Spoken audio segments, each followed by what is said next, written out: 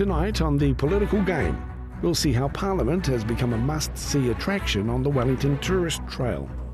Please stay within the stanchions and don't read anything that might be lying around, okay? I've checked and there's nothing interesting, so you should be fine anyway. Come on in. Oh, wow. We'll get out into the electorates with two members as they listen to the concerns of their constituents. Chris Farfoy, he is very involved. And offer them practical help with everyday problems. Kia ora, Graham. How are you? I'm Louisa. And we'll find there are limits to the power of Parliament. You couldn't petition the House to make the grass blue and the sky green. Not possible.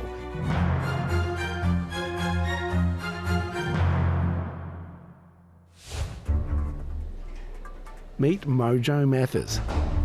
She's a member of the Green Party, and she has set a precedent for Parliament. Ms Mathers is the first profoundly deaf person to sit on the green leather reserved for our elected representatives. Members, we come now to the maiden statements from the Green Party. Mojo Mathers. Thank you. Tēnā koutou, tēnā koutou, tēnā koutou katoa. In the maiden speech, I mean, on one level, it was very scary, but I was trying not to think about that. I just wanted to uphold the manner of the occasion. I wanted to be able to deliver the speech with as much dignity as possible, and being very aware that this was a significant moment for Parliament. And to those I represent, I pledge to work constructively and with an open mind with everyone from all sides of the House to advance issues wherever we can find common ground.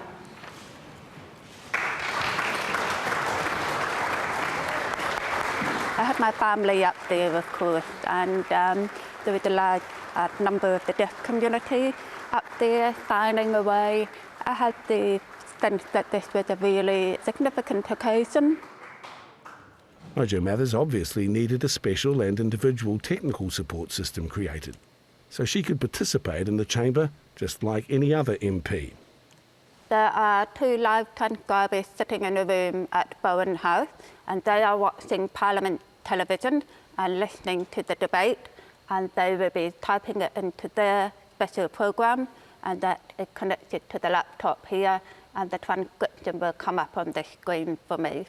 And if I have any queries or anything I want to discuss with them, I will type it into here and we can have a conversation about something that I need clarifying. I already knew that the chamber is too large for me to be able to lip read people across the chamber. My lip reading skills are good, but they're not so good that I can lip read this kind of distance. Right across the House, people have been incredibly supportive. People have been very willing to learn as they go and to work with my needs.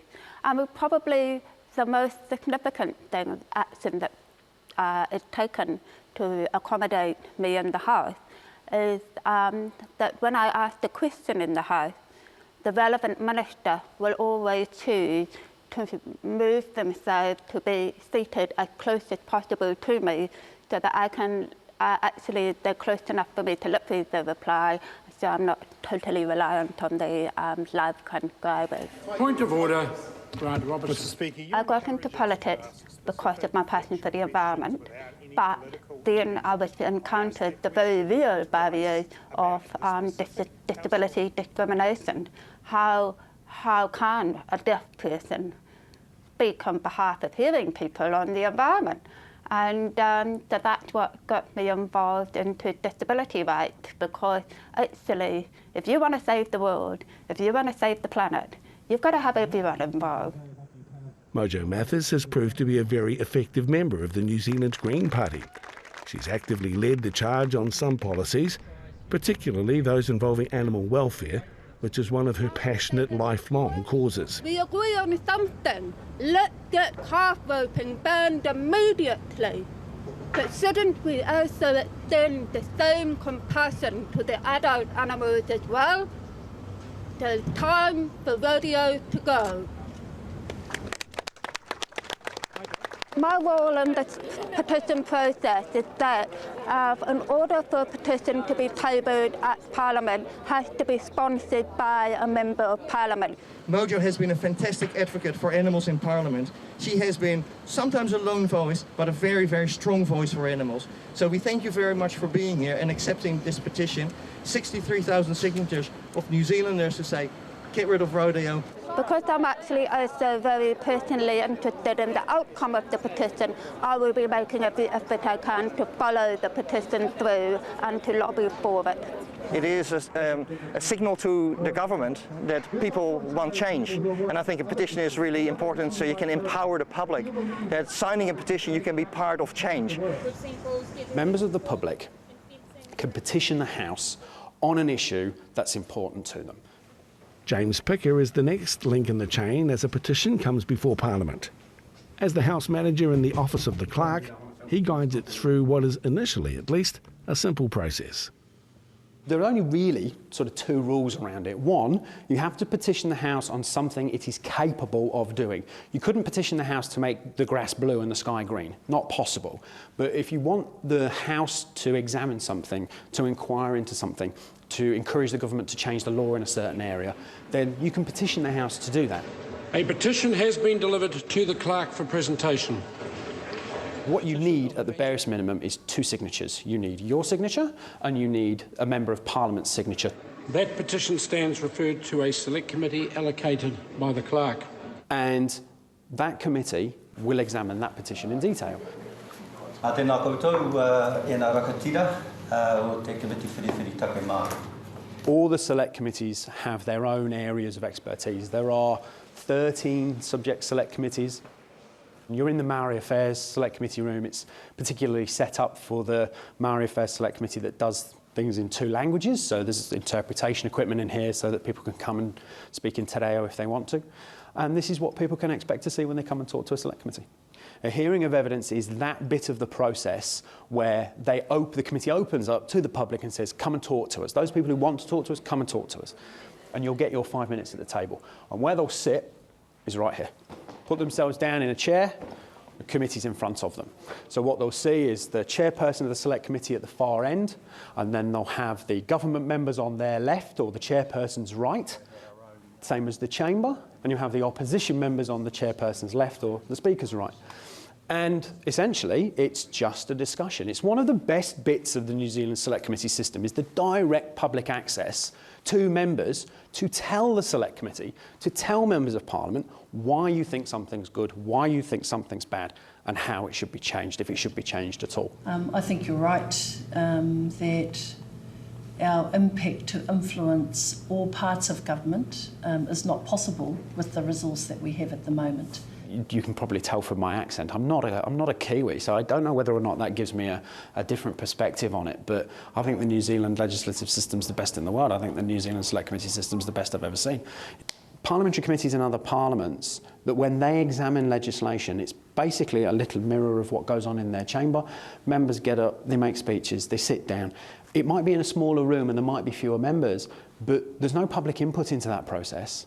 And that, for me, that's a shame because they're the people that are going to be applying the system. So it's a real advantage of the New Zealand system that the public get the ability to talk to lawmakers, to talk to the people who can change a piece of legislation or can hear their complaint or can look at their problem and say, hey, this is what the problem is, this is how we can make it better, or this is a great piece of legislation, but if you tweak it like this or tweak it like that, it'll be even better and make even more of a difference. That's fantastic. Who wouldn't want that as part of their democratic system? You know, you can't put a quantity of money on that cost to compare to the whatever benefits there might be.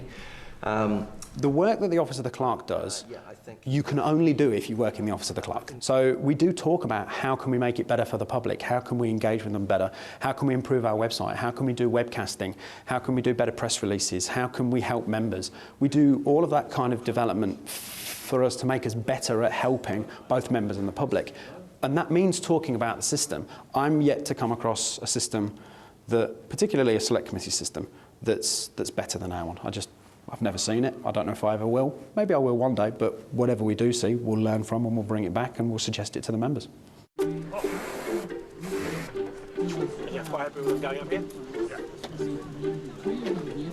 Two of the parliamentarians who are well aware of their roles and the many daily problems their constituents face are the Labour members Chris Fartfoy and Lewisa Wall. Kia ora, how are you? Nice to meet you. Fartfoy holds the seat of Mana, the ethnically diverse and generally poorer string of suburbs that make up Porirua City on Wellington's northern fringes. Lewisa Wall holds the seat of Manurewa in the centre of Auckland's southern sprawl. Oh, how's that? Again, it's a safe Labour stronghold with a great ethnic diversity and a large population of poorer people. Yeah, we're working with some of our most vulnerable older people today. My privilege to do that. Some of them can't get out of bed, so we have to care for them and make sure that they're clean and ready to face the day. Both members spend a huge amount of their time working in their electorates, attempting to gauge the mood of the people who vote for them. This is our stronghold, so we've got to make sure that we're here being their voice. That's why we try and not just be here and say g'day, we want to hear what they've got to say and take away what their messages are. They also try to offer some practical solutions to the many problems that disadvantaged communities and individuals also face. Kia ora, Graham. How are you? I'm Lewisa. I work with Millie today. You hungry? You want some kai? Yeah. Good. We'll get you up and get you ready for breakfast. Yep. Ka pai. Okay. Melia is a member of ETU, one of our unions, and I'm a member of ETU. And so ETU have been really leading the charge around equal pay and also the living wage. And so they came to tell me about the campaign and I guess the sectors that it's relevant to, and it being really relevant to the aged care sector. Our kitchen have just said all the Māori whānau don't want the fruit, hold the fruit, they just would like some more cream.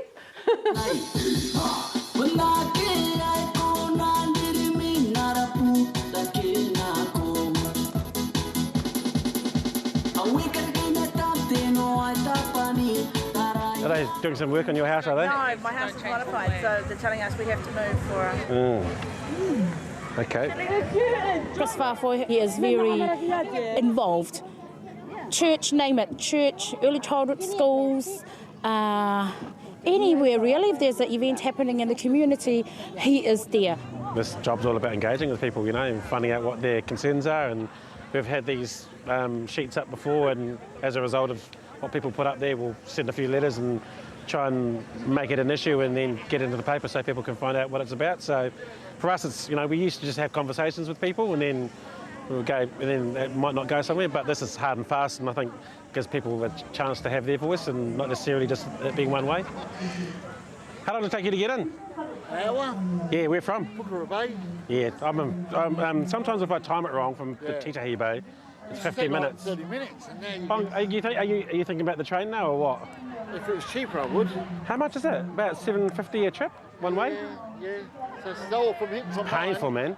I think it's good, like that last chap that came through was talking about the traffic, something that I kind of personally feel is getting worse, so it's good to hear some feedback about that. But a lot of housing, flag, some political stuff.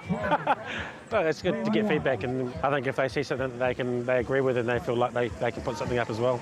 Politicians themselves should be working from the ground up. I mean, policies are made, you know, way up there in the ivory tower, and to be able to be informed about how to change laws, what policies need, will be workable for the ground, politicians should be right on the ground. So not just days like this, every day. It's the brown people that actually run this country, not the government. We're the ones that keep this country running, because we're on the lowest wages, and this is one of the reasons why I'm here today, to get the young ones and the elders to sign a submission form for Porirua City Council to pay their workers and contractors the living wage of $19.80 instead of paying them $15.10. So, you know, if I wasn't here, then Millie would be delivering all the breakfast, and then she'd have to come back and feed Lewis, and So I think the job that they do is incredibly busy when you look at the number of people that they care for. I guess that's the other part, are the ratios and, you know, the level of work that they're expected to do. Before breakfast, I normally do 2 people, you know, and it's okay because they can walk. But for the other girls, they do the heavy one. They only do 1 person before breakfast. And then we feed them and then we come back. Some of them go for break and they'll come back. I have to go for my break with the other girl. So I think the Living Wage campaign, you know, and the whole focus on the aged care sector is because I think historically we've undervalued the work that people like Millie do, and it's time that society, I guess, really thinks about that. A little bit more?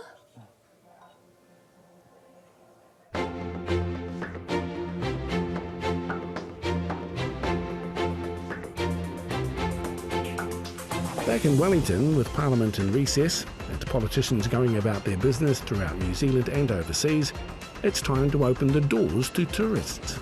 Who here lives in New Zealand?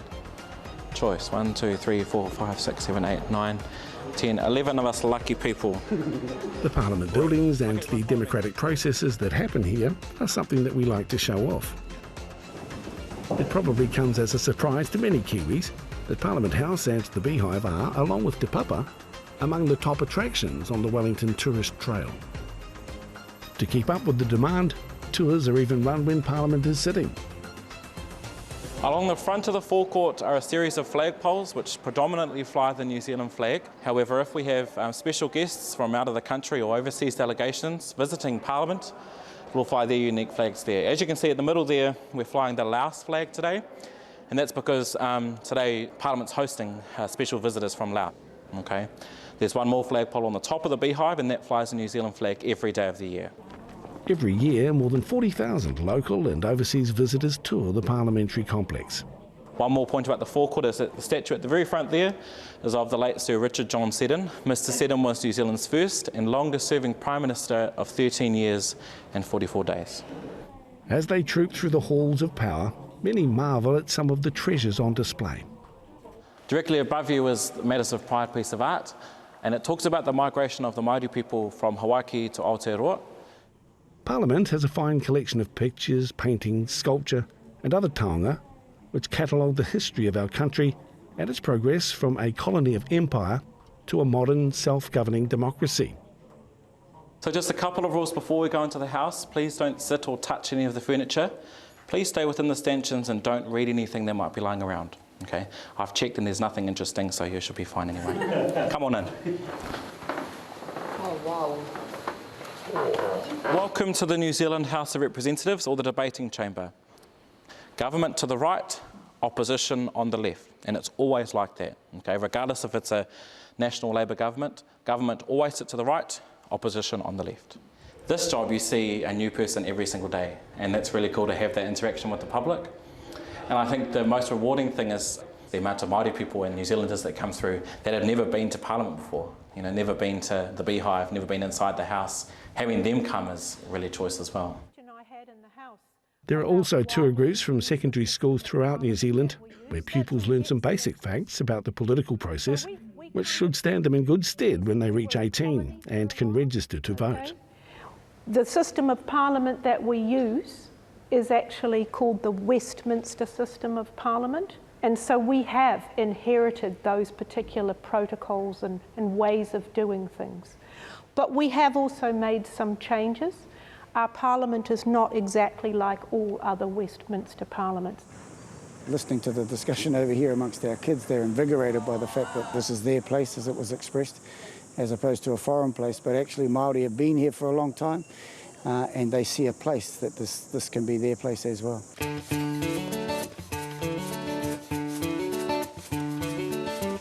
It's 6:45 a.m. on a cold and frosty Wellington morning, but at least the wind isn't blowing. Not so good with headwinds. I quite like mornings like this though, nice and fresh, and it's a good ride. It takes a wee while to get started, it can be a bit cold, but once you're underway you get to see some beautiful sunrises, and on a morning like this morning where there's just sort of a half frost, you get to watch the frost rising up through the valley, so it's pretty good. It's a great way to start the day. You get to work feeling nice and refreshed. As he rides into Parliament, Chris Hipkins often reflects on the unique challenges which are part and parcel of the politician's life.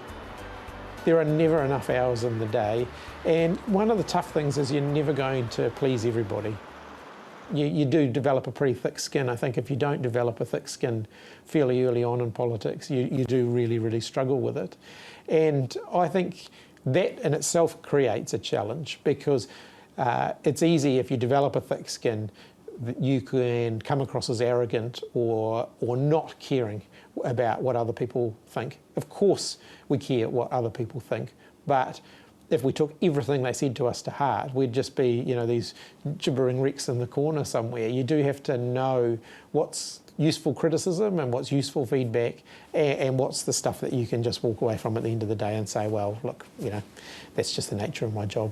Politics is definitely a team game. If you want to make a difference to people, you can't do it alone. This isn't a dictatorship, this is a democracy, and in a democracy you have to be part of a team. Teamwork is everything, and ensuring his team keep their eye on the ball is Chris Hipkins' job as Labour's chief whip.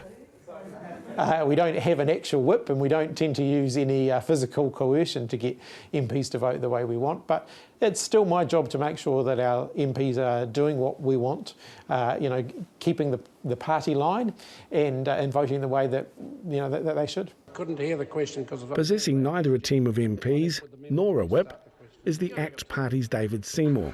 Supplementary question, David. What has been the average growth in Labour productivity over the past 5 years, and how does that compare to our OECD peers? Just like the United Future Party's Peter Dunn, whom he sits next to in the chamber. And serving his first term, Seymour is the sole elected representative of his party.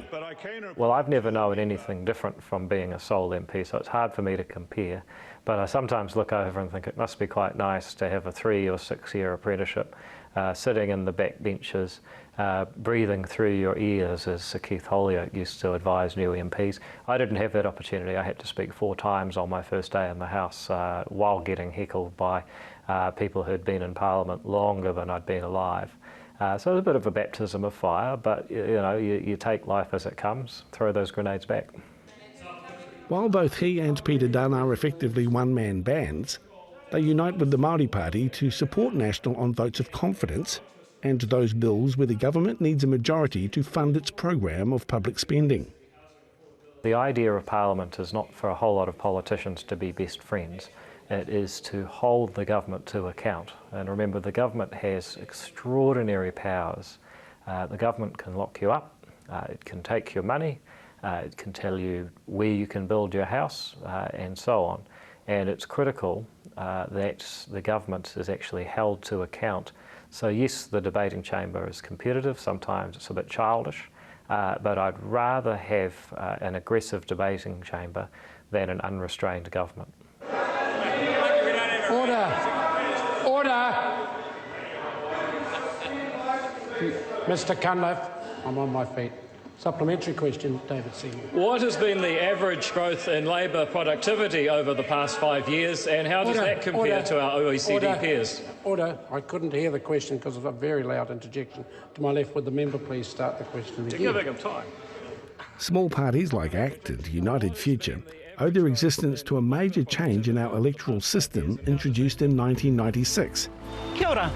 My name is Mabel Parakawa-Burt. I'm the returning officer for Coromandel and for Waiariki. When New Zealanders go to vote in the general election on November 26th, you'll also have your say on the voting system you'd like to elect our parliaments of the future. When we adopted the mixed member proportional MMP system and ditched first past the post. It opened up the parliament to new parties and to a wider representation of the population. Instead of just National and Labour winning seats in the House, we now have 7 parties, and the ethnic mix of our politicians much more closely represents the community at large. Well, Parliament truly is the House of Representatives. So you've got a population of 4.6 million people. Those people that come here should represent the 4.6 million people, and that's why we've seen more women coming into Parliament in the time that I've been here.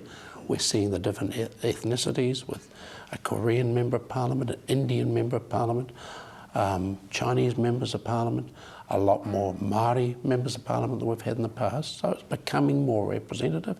It is where decisions are made, and there's not a decision made in this building that doesn't have an effect on the lives of every New Zealander. And New Zealanders need to realise that, and so do the parliamentarians who make those decisions.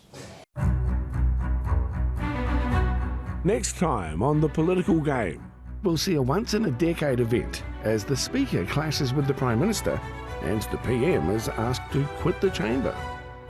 When I stand to my feet and call for order, he is to be treated no differently to any other member in this House.